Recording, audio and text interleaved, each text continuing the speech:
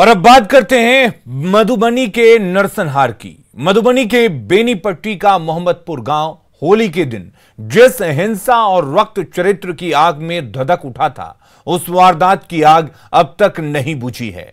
News 18 की team आज आपको बताएगी आखिर क्या है मधुबनी कांड का सच।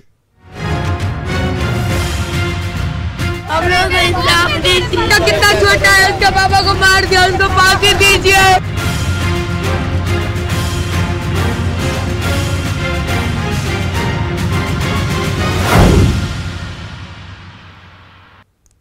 तो 5 लोगों के कत्लेआम से गांव में आक्रोश है, परिजनों में मातमी सन्नाटा है।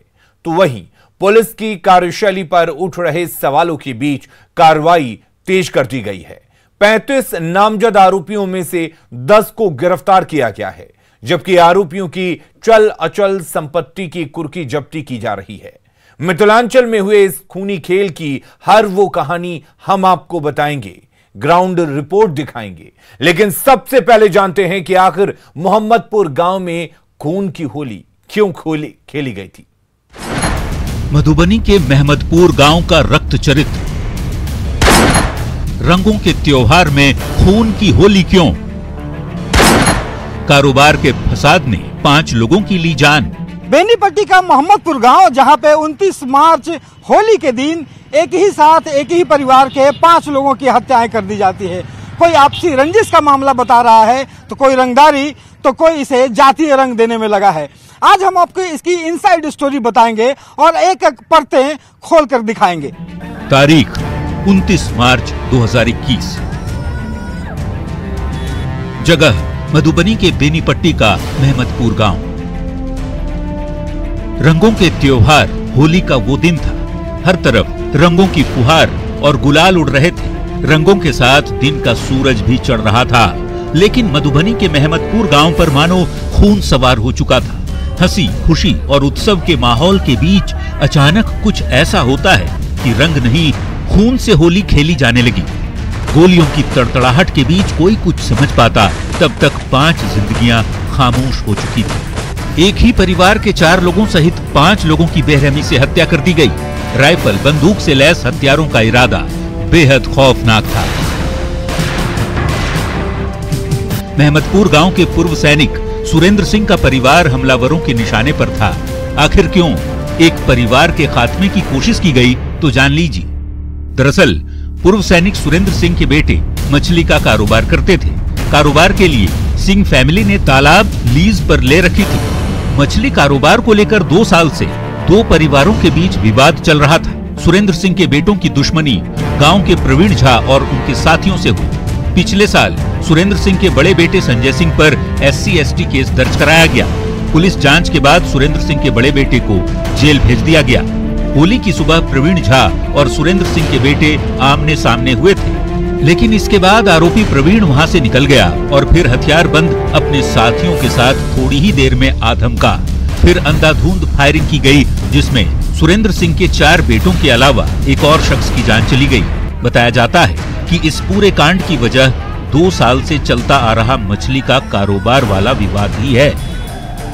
इस सनसनीखेज हत्याकांड के बाद महमदपुर गांव में मातमी सन्नाटा पसरा है। गलियां सुनसान पड़ी हैं और ग्रामीण कुछ बोलने को तैयार नहीं। हत्याकांड के बाद लोगों का आक्रोश पुलिस की कार्रवाई को लेकर है। पीड़ित परिजनों का आरोप है कि यदि पुलिस ने परिवार के बड़े बेटे पर दायर SC/ST केस की सही तरीके से पड़ताल की होती, तो शायद उस वक्त आरोपियों का मन इतना नहीं बढ़ता। बच्चा लोग छोटा है, हमारे पुतों सबका दशा देखिए। मेरे घर में एक ही बच्चा मेरा जो है सो बचा हुआ है, जो सबसे बड़ा लड़का है, जिसको हरिजन एक्ट लगा करके यहाँ थाना प्रभारी जेल में बंद किया और उस लोगों को जो है सो फ्री किया। मधुबनी के इस हत्याकांड में मारे गए लोगों में रणविजय सिंह और वीरेंद्र उर्फ वीरू सिंह दोनों सहोदर भाई थे, जिनकी उम्र 40 साल के आसपास है। रणविजय सिंह के एक और भाई अमरेंद्र सिंह उम्र 33 साल, चचेरे भाई राणा प्रताप सिंह उम्र 42 साल। राणा प्रताप के सहोदर भाई रुद्र नारायण सिंह की भी मौत। एक अन्य भाई मनोज सिंह गंभीर हालत में DMCH में भर्ती है। मृतक सहोदर भाइयों के पिता सुरेंद्र सिंह खुद अवकाश प्राप्त फौजी हैं। उनके बड़े बेटे संजय सिंह अभी भी जेल में हैं। हत्याकांड के बाद प्रवीण झा और नवीन झा सहित 35 लोगों पर नामजद FIR दर्ज की गई है। मामले में 2 नामजद सहित 10 लोगों को गिरफ्तार किया जा चुका है, लेकिन मुख्य आरोपी प्रवीण झा, नवीन झा और भोला सिंह अब भी फरार है। कारोबार के फसाद ने एक हंसते खेलते परिवार को उजाड़ दिया और इसी के साथ खत्म हो गया गांव में दोस्ती और भरोसे का इकबाल। न्यूज़ 18 के लिए मधुबनी से रवि एस नारायण और अमित रंजन के साथ ब्यूरो रिपोर्ट। और अब आपको बताते हैं कि आखिर उस दिन ग्राउंड जीरो पर क्या हुआ था। किस तरह आरोपियों ने एक ही घर के 5 चिराग बुझा दिए। घटना की एक एक डिटेल देखकर आप समझ जाएंगे कि घटना वाले दिन ये पूरी वारदात शुरू कैसे हुई और किस तरह एक के बाद एक 5 लोगों को गोलियों से भून दिया गया। देखिए ग्राउंड जीरो से न्यूज़ 18 संवाददाता रवि एस नारायण की रिपोर्ट। अभी हम ग्राउंड जीरो पे खड़ा हैं जहां पे ये पूरी हत्याकांड किया गया था। तारीख था 29 मार्च, होली का दिन। यहाँ पे आपको बताऊं कि ये वो गुमटी है जहाँ पे रणविजय सिंह के जो भाई हैं वो इस गुमटी को चलाते हैं। वो यहाँ पे बैठे हुए थे। उसके बाद जो आरोपी है वो यहाँ से चल करके आते हैं इस दुकान पे और यहाँ पे गुटखा की मांग करते हैं। यहाँ पे गुटखा लेने के बाद जब पैसा मांगा जाता है तो उसके बाद वहाँ पे बकझक शुरू होती है और यहीं से पूरा मामला जो है वो इस हत्याकांड में बदलता है। हमारे साथ परिवार के ही सदस्य हैं जो ये बताएंगे कि उस दिन जो आए थे लोग यहाँ पे गुटखा लेने के लिए, क्या हुआ था, कैसे हुआ था? यहाँ पे आए वो लोग गुटखा लेने के लिए आए। वो गुटखा दे दिए, वो पैसा मांगे कि भैया पैसा हमको दीजिए। तो पैसा वो बोला कि अरे ज्यादा नौटंकी मत करो, आज के दिन हम पैसा तुमको हम देंगे रे, तो अभी नौटंकी हम तुमको दिखा दें। तो फिर वो कॉल कर दिए, घर पे फोन कर दिए। रणविजय चाहे उनके साथ हाथापाई करने लगे। इनके भाई ने रणविजय सिंह को, अपने बड़े भाई को फोन करके बुलाए कि ऐसे से बात है कि देखिए हमको गाली गलौज कर रहा है। तो वो आए, जब वो आए तो उनके साथ हाथापाई करने लगे। तो फिर पीछे से राणा प्रताप सिंह जो BSF के जवान थे जो शहीद हो गए वो आए तो उनको फिर हल्ला उल्ला शांत करके फिर उनको लेके चले गए। जब उनको लेके चले गए तो फिर दोबारा ये लोग 10-15 मिनट के बीच, आधा घंटा के बाद ये लोग फिर यहाँ पे जो 2-4 बंदे थे वहाँ पे जो आदमी बैठा हुआ था जो वहाँ पे था, फिर वो लोग सोचा कि ये लोग आया नहीं, तो उसके बाद में उन लोग को मारपीट करने लगा। फिर हल्ला गुल्ला हुआ तो फिर रणविजय सिंह निकल के आया। तो जैसे ही रणविजय सिंह निकल के आया तो बस यहाँ पे जैसे निकल के आता है आगे सामने में वहाँ पे जाता है तो बस इस खेत यहाँ से आ रहा है, सामने से सब सामने से आ रहा है। सब इधर इसी गेहूं में छिपा हुआ था। इस गेहूं में इधर छिपा हुआ था। इधर से आया, सीधा जैसे आता गया इसी रास्ता से आते हैं। जैसे आता गया वैसे गोली मारता गया, गिरा। जैसे गिरा उस पर 4-5 आदमी चढ़ के फिर धार हथियार से काटने लगे। ये जो पूरी घटना की जो शुरुआत हुई वो लगभग कितने बज रहे थे? 11-11:30 के बीच होगी। 11:30 के बीच में 11:30 के समय था जब यहाँ पे गुटखा लेने के नाम पे यहाँ पे गुमटी में शुरुआत होती है झगड़े की।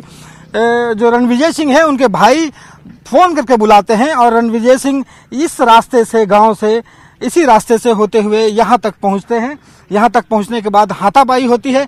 हाथापाई होने के बाद शांत कराने की कोशिश की जाती है। रणविजय सिंह के जो भाई हैं राणा प्रताप जो BSF में थे वो आते हैं, पकड़ करके ले जाते हैं वापस। लेकिन ठीक आधे घंटे के बाद, लगभग 12:15 का समय हो रहा होगा, एक बार फिर से जो आरोपी हैं, जो हत्यारे हैं, वो आपको दिखा दूं कि इस रास्ते से, ये जो गेहूं का खेत है उस रास्ते से चल करके छुपे हुए थे, जो निकल करके आते हैं और यहाँ पे फिर से एक बार यहाँ पे झगड़ा जो है वो जो है हत्या का रूप लेता है और हाथापाई होती है। उसके बाद शुरुआत होती है गोलियों चलने की। और यहाँ पे आपको बता दें कि इस रास्ता से जैसे जैसे जो परिवार के सदस्य आते गए उन सारे सदस्यों के गोली मारी गई। सबसे बड़ी बात है कि ये आपको दिखा दूं कि यहाँ पे देखिए गोलियों के निशान अब तक यहाँ पे दिखाई पड़ रहे हैं। ये आपको अगर देखें तो गोलियों के निशान है। यहाँ पे खून के फव्वारे जो हैं, जो खून के धब्बे अभी तक यहाँ पे पड़े हुए हैं। तो ये एक ढंग से कहें कि जिस ढंग से ये बड़ा हत्याकांड किया गया था उसकी पूरी गवाही जो है वो सड़क यहाँ पे दे रही है। यहाँ पे एक बात, उसके बाद कैसे फिर उसके बाद राणा प्रताप वो रणविजय सिंह को जब गोली मारा तो रणविजय सिंह गिर गया। उसके बाद राणा प्रताप सिंह यहाँ पे गिर गया। यहाँ पे गोली मारा, जब देखा यहाँ पे है तो इधर जो राणा प्रताप जब दोगे तो यहाँ पे जाके गोली मारे, वहाँ पे जाके गिर गए, वहाँ पे भी उनको काट दिए। उसके बाद में बीरू सिंह आए, बीरू सिंह को यहाँ पे मार दिए। यहाँ पे जब दोगे, इस साइड दोगे तो यहाँ पे आके ये देख लीजिए आप लोग, यहाँ देखिए। तो यहाँ पे एक और जो भाई है वहाँ पे वीरू सिंह जिनका नाम था, वो जरा देखिए कि वहाँ भी खून के धब्बे जो हैं वो पड़े हुए हैं। तो यहाँ पे उनकी हत्या हुई और यहाँ पे तमाम 5 लोग जो इस रास्ते से आते गए उस पर गोलियां बरसाई गई, उन्हें तलवार से काटा गया। 2 लोग जो है इस खेत में गिरे, कुछ सड़कों पर रह गिरे हुए थे, कुछ बाएं तरफ जो खेत है उसमें लहलुहान थे। सबसे बड़ी बात है कि यहाँ पे तमाम चीजें हो जाने के बाद पुलिस को आप लोगों ने कब कॉल किया और कब पुलिस आई? घटना जब शुरू हुआ, जब फर्स्ट लड़ाई हुआ ना, जब फर्स्ट वेव हुआ तो उसी टाइम फर्स्ट टाइम ही कॉल किया गया था, जो कि यहाँ से 1 किलोमीटर दूरी पर थाना है। वो आए, पूरा घटना जब अंजाम हो गया, सारे कुछ हो गया, जब सब कुछ हो गया उसके बाद में शाम में वो आते हैं। वो भी बेनीपट्टी थाना नहीं आते, अरेर थाना, कल अरेर थाना, बासोपट्टी थाना पहुंच जा, हरलाखी थाना पहुंच जाता है, बेनीपट्टी थाना के बाद उनके बाद में बेनीपट्टी थाना पहुंचते हैं। तो ये पूरा हत्याकांड जो है वो सुबह लगभग 11:30 बजे से शुरू होती है और अगले 1.5 घंटों के अंदर ही पूरे कहने की 5 लोगों की जो हत्याएं हैं वो कर दी जाती है। परिवार का आरोप है कि पुलिस वाले को तलब किया गया था, बताया गया था, लेकिन पुलिस अगले 3 घंटों तक यहां तक नहीं पहुंची। कैमरा पर्सन मनीष जुनेजा के साथ रवि एस नारायण, न्यूज 18 बेनीपट्टी। जिस घर के इतने चिराग एक साथ बुझा दिए गए हों उसकी हालत का अंदाजा आसानी से लगाया जा सकता है। इस पूरे मामले में सबसे दर्दनाक स्थिति है मृतकों की पत्नियों की। आइए आपको सुनवाते हैं घटना वाले दिन की कहानी इन्हीं पत्नियों की जुबानी। फिर मायके में रहते थे, यहाँ पे आया हुआ सिर्फ मेरा 8 ही मंथ हुआ था। सिर्फ 8 मंथ से हम यहाँ पे रहते थे। मेरा 2 बेबी है और माँ के पास ही रहते थे। मेरे पापा भी नहीं है, मेरे भाई भी नहीं है, 4 बहन है और मेरा 2 बच्चा है। और हम, मेरे हस्बैंड ही मेरी माँ का भी सब कुछ करते थे। हम अपनी माँ के पास ही रहते थे।